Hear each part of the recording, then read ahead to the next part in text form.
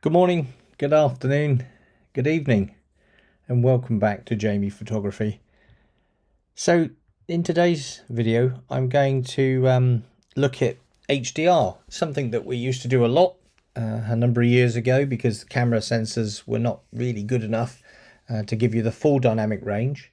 So we're going to take 3 images taken on my Sony A7R4, so certainly does have the dynamic range, but what we're going to do, we're going to push the limits of what you can do. So these 3 raw files, the link can be found for them down below in the comment section. Just above the comment section you'll find a link to where I keep them. You're welcome to use them. Obviously please respect my copyright. If you do use them for social media or for showing people, then just please make comment that they came from Jamie Photography. That would be very grateful. So yeah, I was in Hamburg a couple of weeks ago.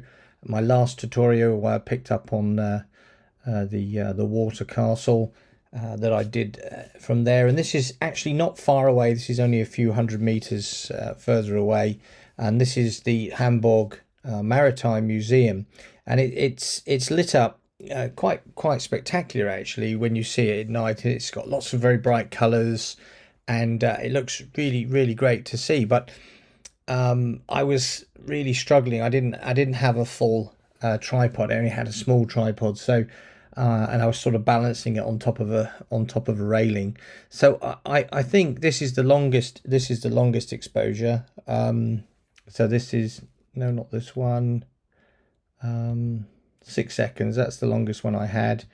So, and it's pretty sharp. I'm quite happy that we can work with it. There's some foreground here we won't want, so we're going to have to crop things. But before we can do anything, really do need to bring these 3 images together in an HDR. Now you can just take the raw files if you want to and throw them straight into HDR, and you'll get a reasonably good turnout. But what I'd like to do is I like to open up the shadows and bring down the highlights in each of the images first, and try to correct a little bit within the dynamic range that we have, so that when I do bring all 3 together, I've got quite a large dynamic range to play with. So let's start with the left hand image here, and what we're going to do is we're going to bring down the highlights, because I want to make sure that we're not overexposing these lights that are very bright on each of the little windows that we have here. So just bringing those down. Probably going to bring that down to about 80, go too far. And I'm going to open up the shadows 100% all the way, no problems with that. I'm going to check my whites here, so I'm going to hold down the Option or Alt key on Windows machine, and I'm just going to slide that up until I see a little bit of white showing. So there is just a little bit of white there, +3, which works quite well. And I'm going to do the same with the blacks, hold down the Option or Alt key, and just see where we are. We are clipping slightly, so I'm going to have to just bring it up just a little bit. I'm going to bring it up so that it's blue in the little triangle there, and if you hover over that little blue, you'll see around the water edges here underneath it where it's black. So yeah, I think that's probably just bring up the exposure, because this is maybe bring it up 1/4 stop, +0.25. okay, you see I've not done anything with the color. I literally haven't changed the vibrance or anything, and you can see how much color there is with the brickwork and all of the different painted areas. It's a beautiful building. So now what I'm going to do is I'm going to go over to the next one and do the same again. Now you might say, well, why don't you just copy over using the sync function those same features? But actually I want to look at each one separately. So I'm going to zoom in again, going to bring down the highlights all the way -100 this time, because this is brighter. I'm going to open up the shadows, and I'm going to do the whites again. So you can see that the whites are burning through. So I'm going to have to just back them off a little bit there to about -30, just so that we've not got any of the whites burning through. And also the black, holding down the Option, Alt key, just bring it down so we're just above the black. So that's about +0.7, 0.8 I think I'm going to go to there, +0.8. So and I'm going to brighten the image by 0.25, 1/4 stop again. Okay, so that's my longest exposure. So you know, in fact I might even bring that up to 0.5, which would mean that effectively we've another half a stop, so that would end up being about a 9-second exposure. And there is a little bit of noise you can see in the sky, but we will deal with that. Then I'm going to go to the third image, which is the darkest image, which was the shortest one, but this is because we had such bright lights. So I'm going to just zoom in again and have a look at those lights. So I'm just going to bring down the highlights, and so to the point at which they're not burning out there. And I'm looking at the histogram over in the top right, and you can see the white line at the bottom as I move it up and down. I just want to bring that up to a point where I don't want to clip. I certainly don't want to clip, so I'm just bringing him back about there, about -30 on the highlights, so that we've got the full brightness there up to the edge. But of course, lots of little tiny lights means that the total amount of light in the scene is quite small. And then I'm going to open up the shadows as we did before, bring up the exposure by about 0.25 again. So just checking those whites are still okay. The lights are still okay. Yeah, they are. Hold down the Option Alt key on the whites. Just going to back those whites off just slightly there. You can see they're just coming through. So there we go. They're going to bring that down to -40.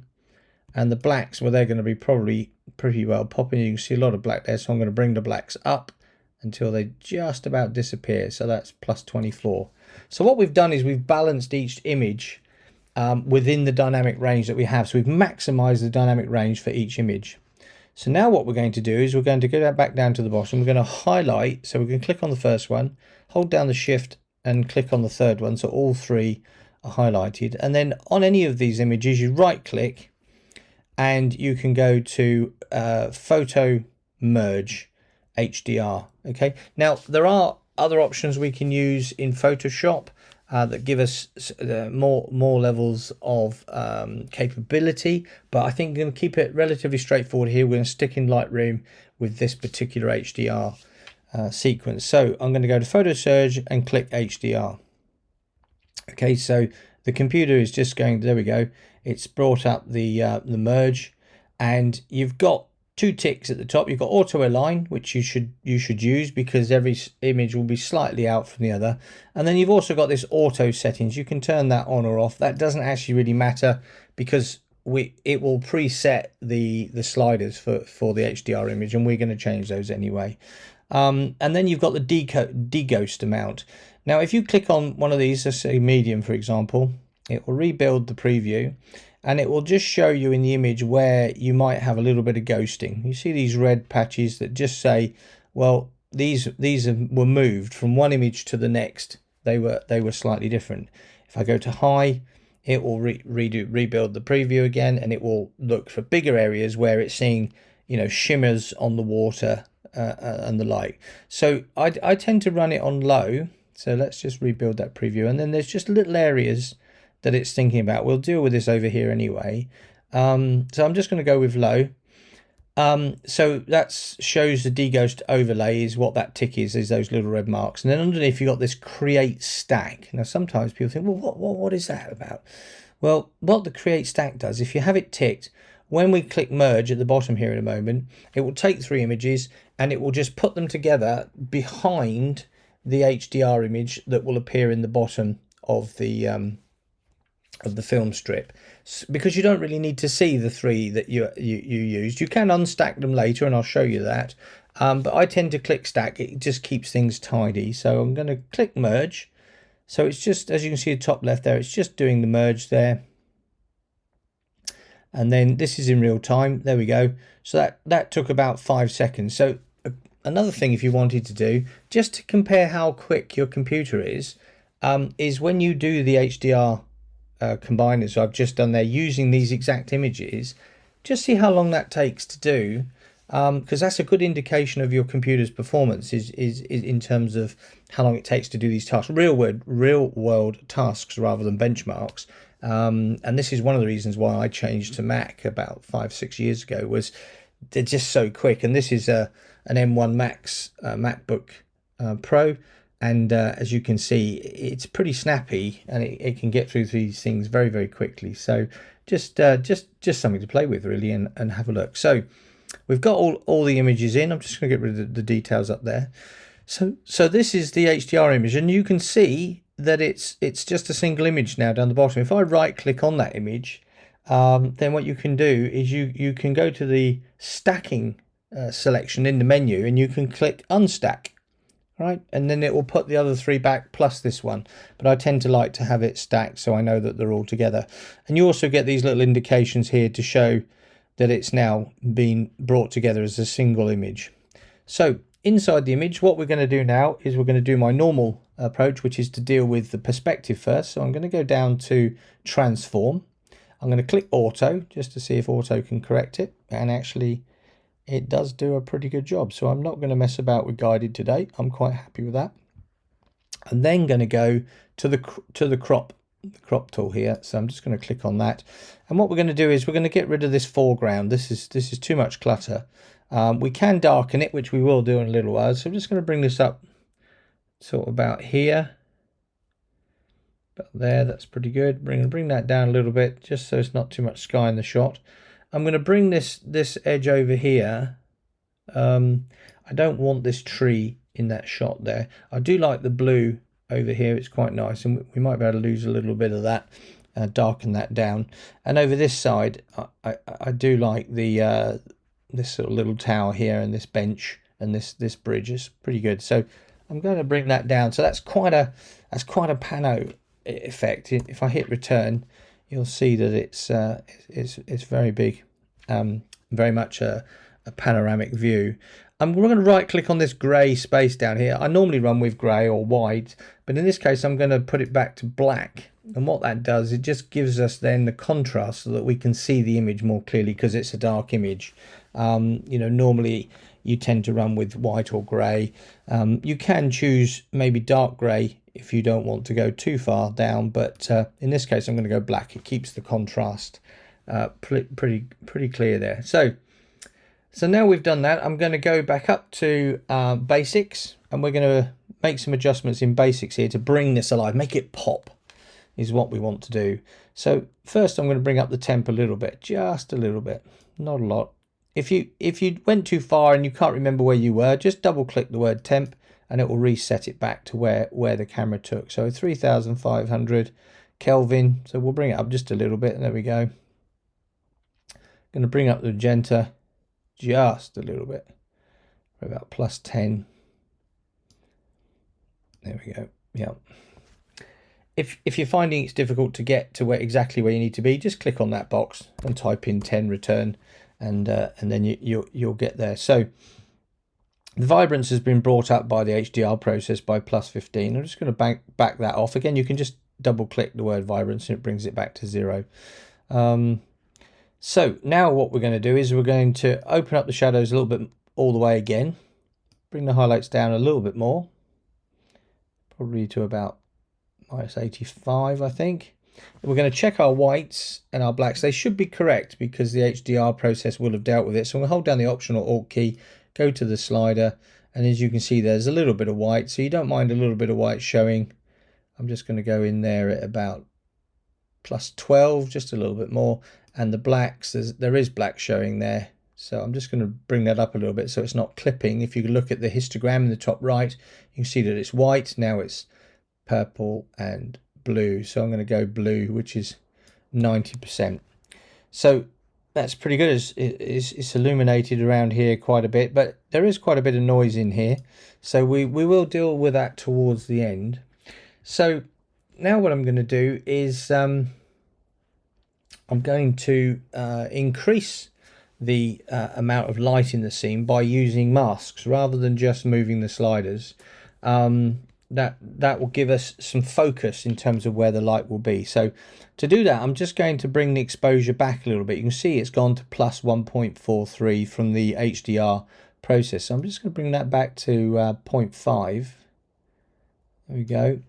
And we're going to relight the scene using these masks, because these areas are quite bright anyway.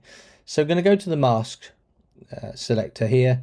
I'm going to go to linear gradient, and I'm just going to darken the bottom of the screen down. So I'm just going to bring up a linear gradient from the bottom like this, just quite a small one, and just drop the exposure there a little bit more and bring down the highlights just to take away this the dominance of this railing here. So there we go. I'm going to bring that exposure back up to minus 0.5, but that highlights can come down to just darken that area off a little bit there. That's good. Right, we're going to now go back in, create a new mask and take a radial gradient, and I'm going to put a radial gradient across here because I want to light this water area up. Not too big. There we go, right the way across. In fact, that might be just a bit far, so let's just bring that back a little bit there. Just going to put that in there, and we're going to boost the exposure in that area. You see how that brings that up? Now it's got a greenish hue, so we can counter the greenish hue by going to the tint slider and moving into the magenta. And what that does is we go up quite a way there. I'm also going to bring the temp up just a little bit to match the color down here to the wall up here. So we're just going to bring that over there. So we've gone plus 50 on temp and we've gone plus 60 on magenta. They're big swings there, you know, but trying to match this color a little bit. And I'm just going to back the saturation off just a tiny bit so it's not quite so colorful. So about minus 15 on the saturation. So going to go to create a mask again. I'm going to add another radial gradient. This time what we're going to do is we're going to boost these lights on the wall here. We're just going to take it slightly wider, put it on the light line, and then we're just going to bring that exposure up just a little bit, but bring down those highlights. You don't want to blow those windows out. You see these windows, you don't want to blow those out. So we can bring up the highlights, and we can add, because it's selective here, we can add some clarity. About plus 20 there on the clarity. We don't want to light the sky, this loop in the sky here. So what we're going to do is we're going to subtract from this mask the sky. We're going to take that away. There we go, that's gone. And now we can right click on this and we can duplicate the mask. Okay, so we click on that and we can move it over, make it a little bit narrower. Right click, duplicate mask. There we go. On those windows there. I'm actually going to brighten that one just a little bit more. So back up to exposure. There we go. And I think I'm going to brighten this one a little bit more as well. But keeping those highlights down. So just bring that one up as well, just a little bit, just to make it pop. You know, that's what it's about. It's to draw people into the scene a little bit. So we're going to right click, duplicate that again. I'm going to click on that, I'm going to bring it over here. I'm going to light the end of this building here. Just turn that slightly and just bring that out. So we light that up. I'm going to just, that's a bit too bright, so I'm just going to back it off just a little bit. There we go. Right click, duplicate the mask again. We can take this building over here in the distance. Now this time I do want to see that it's lighting up the water. Remember the sky is already subtracted because we've already got that, because we've duplicated the mask. So we can brighten this building up in the distance a little bit more. So I can just bring that up a little bit more, about 1.4 there. Add some contrast, about 36, just to make it really stand out in the distance there. And I might just add just a little bit of, open the shadows just a little bit there.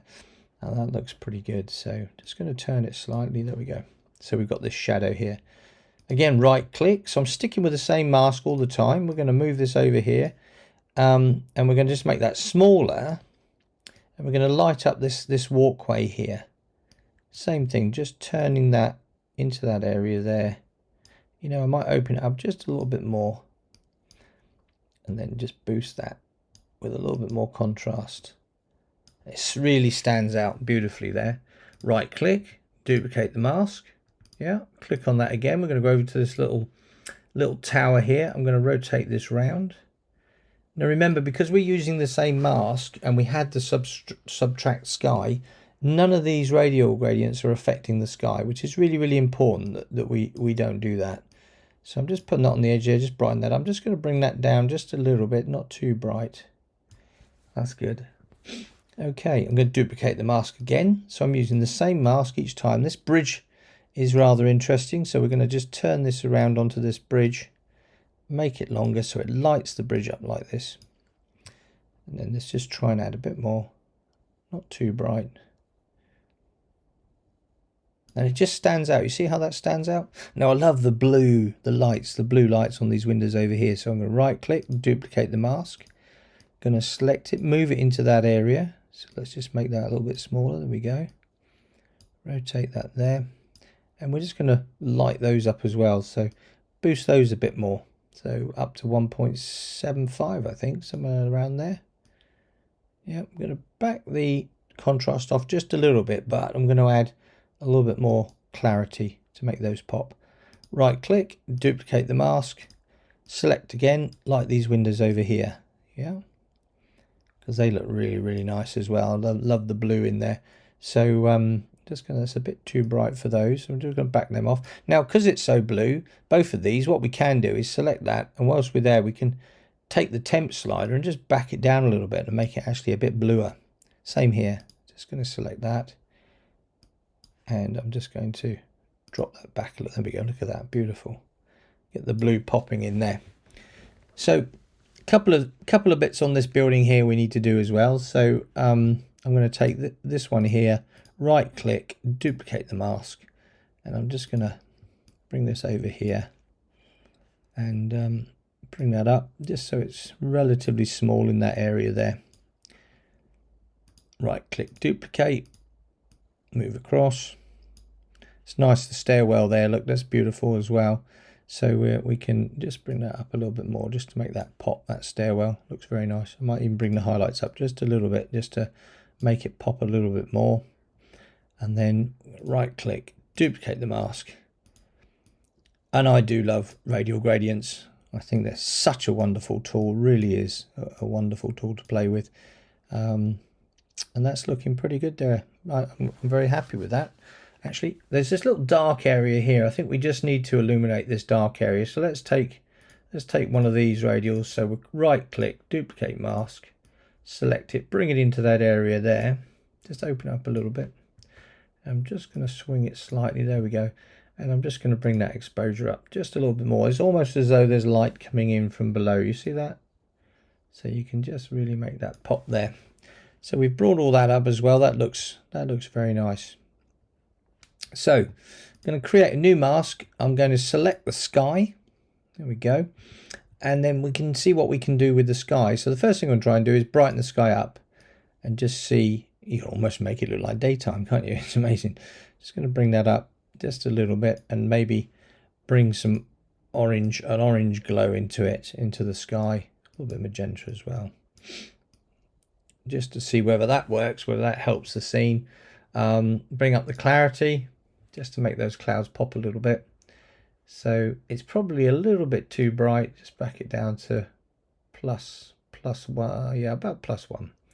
And then I'm going to create another linear gradient this time, and I'm going to darken the sky. Okay, so this time you could pull down straight like that, but actually what I'm going to do is I'm going to run along the line of the building here. So this will be very dark and this will still be light over here. And then I'm just going to darken that down, coming like this. Okay, so you've got the light pulling you to the right here, even a little bit more. But we mustn't darken down the building. So we subtract the sky, but we use the invert, so only in the sky, it's not on the buildings. That looks pretty good. And then what I'm going to do is I'm going to duplicate this mask again. Right, and this time the duplicate I'm going to bring up into this top corner here. And just try to get the darkness in that top left corner. So I'm going to make this one even darker. There we go. You see how it's pulling in at the top there. That's looking better. So we will use a bit of a vignette at the end, but I'm going to try to control the darkness in the corners. I'm going to right click. No, I'm not. I'm going to create a new mask, a new linear gradient, and I'm going to do the same down here. I'm just going to really take these railings out by having a small gradient like this and then dropping back. Can you see I can almost completely, if I bring that exposure right down, just going to bring that up a little bit more. Remember how this works. The bottom line where it's red is 100% of the effect. You then go from 100 to 0 across your gradient, So this is 0. So there's no effect past this line, and then it's 100. So if I pulled that up to here, it's 100 here, it's 0 there. So the gradient runs through that distance. So in this case, I don't want to darken the bridge there. I just want to get rid of those railings that were at the bottom corner there. Let's just see what that looks like. I'm just going to accept the, yeah, it's pulling its way off there. Remember, I've got this set to black, so you can see that edge now working its way in. So you see how we're drawing ourselves from the center to the right. So we want to really make the right hand side pop a little bit more. So I'm going to go back into masks. I'm going to create a new mask, a new radial gradient, and I'm going to pull quite a large radial gradient over here, and I'm going to put over this side, just pull that across. And what we're going to do is we're going to brighten that side here, and we're going to add some more color into it, a little bit more magenta there. That's probably a bit big, so just bring that down as though there's sort of light in the sky over here.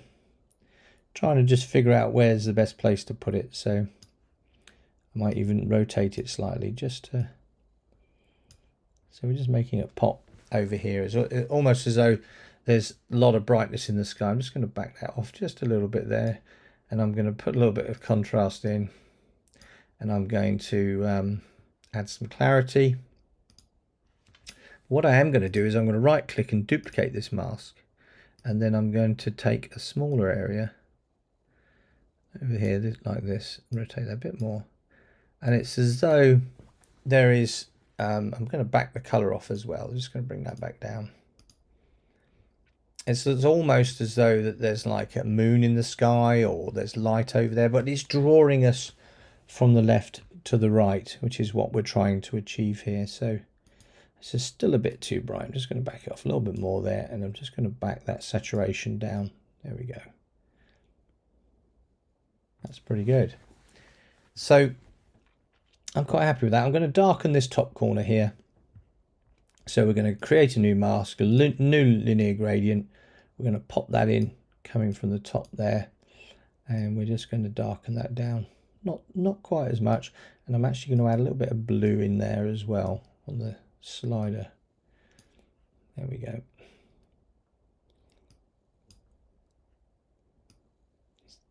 Take that there. Now we do have quite a bit of noise in the sky, so I'm just going to come out of the master now. If I zoom in there, you can see how much noise there is in the sky, because we've really been pushing the limits of the sensor. Love the little wind turbines on the roof there. So we need to deal with this. So whilst we're zoomed in here, you can see it. So what we're going to do is and we're zoomed in pretty high actually, so let's go back to 100%. There we go. So what we need to do is we need to try to deal with that by going to detail. On the right hand side you'll find detail, and in here you have a number of sliders that deal with noise and sharpness. Now generally I have a rule, which is we bring up the luminance, which is the noise reduction, to a point at which we're comfortable with the amount of noise that we've got in the image, and then we'll do the sharpening afterwards and the masking. So what I'm going to do is I'm going to grab the slider here now, and I'm just going to start to move it across until I get to a point where I'm sort of comfortable with the amount of noise that's in the sky, and that looks pretty good. You don't want to go too far, because I mean you could continue to go up here and it would be really smooth, but we need to find a balance point somewhere. So I think probably I'm looking up here in this area here where that's where the worst of the noise is. So I'm actually going to settle out at about 60. Now it does soften the rest of the image. Okay, so what we need to do is we need to only correct the noise where we have smooth images, and not where we've got this sort of detail. And we do that by effectively going to the masking slider, and we hold down the Option or Alt key, and we start to slide this mask over. Now what you'll see is that the black areas are the areas which will have the noise reduction, the luminance applied, and the white areas are the areas that will be sharpened. So you do want a little bit of information for the sky, but you want to get to a point where there's just a balance, and I think that's there about 48. I'm going to let go of that, and so now the sharpening has been applied to the white that we saw, and the noise reduction has been applied to the smooth areas, the sky and the water. So now we have 59 as our score for luminance, and we have our sharpening at 40. Now generally I like to make sure these two add up to 100. So we started with luminance, we ended up with 49, and our sharpening at 40, 59 and 40s, thereabouts 100. So I'm quite happy with that. Now the other sliders, I won't go into too much detail now, but the radius and the detail affect the way that the sharpening works. And you can see this building over here. If I move the radius to the right, you'll get a harsher sharpening. You'll get a much sharper edge. And it creates a sharper edge by creating contrast on the edges. And it can look a little bit unnatural if you create too much of a contrast there. But in this case, I'm going to go around about 1.5, and the detail slider just does exactly what it says on the tin. It gives you more or less detail. So if I bring that over to the right, you get more detail. Again, it's increasing the contrast along the edges, so be careful. I'm going to go at 60 on the detail. And then the noise reduction slider, we started off with the luminance. Underneath you have the same thing, the amount of detail that you want in those areas that are being dealt with, and also the noise reduction. You can change the contrast, so I can move that over, and you'll see that the noise sort of reappears slightly if you have too much contrast. And then last of all, noise reduction, you've got the color. Sometimes you can see sort of speckles in the noise reduction, and so you can just move that over, and that will soften that out. And then you've got the smoothness that goes with that color blending, so you can bring that up and make that smoother as well if you want to. In this case, I'm going to keep that at 50. So I'm happy with the detail that we've done. So the last thing I'm going to do here is I'm going to go down to the effects and the post crop vignette. I'm going to zoom back out, and I'm just going to add in a bit more of a vignette, about -10, not too much. There we go. But the really important point is when you play with post crop vignette is the feather.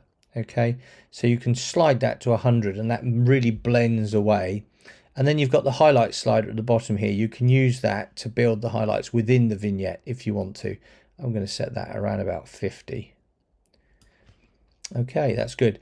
And I'm not going to use the grain. If you want to apply a grain effect, we've just spent all that effort trying to take the noise out. Grain gives us a sort of noise effect. If you like to go with a sort of film effect, you can use that. Feel free to experiment with that. Now, just to finish the image off, so I'm going back up to basics. Click on the basics there. I'm back into basics. I just want to make this image pop. So I'm going to bring up the brightness a little bit more in the center here. Just a little bit more. There we go. I'm going to bring those highlights down completely. And I'm just going to check my whites again. So I'm going to hold down the Option or Alt key. Just back those whites off just a little bit. Check my blacks. Got black at the bottom there, which we want because we want to hide those railings. That's looking pretty good. So you've got this nice leading line going this way, and you don't have the disturbance of what was down here. And then just going to add a little bit more clarity to the whole scene. That's good. And a little tiny bit of texture. Texture is so powerful. +5. You can see there. Look at that. How that all stands out. It's like wow. You know, it's really impressive. So and I'm just going to bring the saturation down a little bit, about -20. But I'm going to bring the vibrance up just to make it pop in the color. Vibrance is color contrast. So that's a bit too low on the saturation. I've got +30 on the vibrance. I'm going to bring that back to -10. There we go. Quite happy with that. And the final bit is just to balance this color. I think it's all a little bit too orangey, so I am just going to bring that temp back down again. If I go too far, it gets very bluey like this. Can be a bit much, but it really makes the blue stand out, doesn't it, when you bring that down? So I'm going to probably settle with that around about 3,400. Yep, I'm pretty happy with that. So the magenta, gonna go for +15, and I think we've got it really. I'm pretty happy with that. You could spend more time. You could build a little bit more lightness under here. We can do that quickly by selecting a new mask, taking a brush, small brush, use the wheel on your mouse to just make the size of the brush, have the feather at 100, flow at 50, and then what we can do is we can just paint some lines in there. Just going to make that brush a little bit bigger there and just overpaint that. And now when we bring up the exposure on that area, you can see we can bring that area up a little bit, add a little bit of contrast to it, add a little bit more blue, and maybe a little bit more saturation just to sort of match the colors with what was above, and of course some clarity with there, and that sort of lights up under there quite well. And again, if you wanted to add in a little bit more around here, same thing, you create a mask, go to brush, we know we're at 100% feather flow, and you could just pick in these areas here and then boost the exposure a little bit if you wanted to just bring them alive a little bit more, and a bit of color there. Anyway, I'm going to stop there. I hope you enjoyed that. So let's just have a look at the final image. Going to come out of masks, going to pop it into full screen, and yeah, I'm really happy, really happy with that. So let's just have a look at a before and after. So there's before. So that's when we first did the HDR, and we brought that together, and that's the after. So Hamburg Maritime Museum, great fun. And as you can see, HDR can still be used quite well today in the images that we take. So anyway, if you like that video, please feel free to like below, and I'd love you to subscribe if you haven't already. Keep following me on this adventure that I'm having on YouTube. Having a great time, I've got to be honest with you. It's really good. And yeah, until the next time, yeah, goodbye.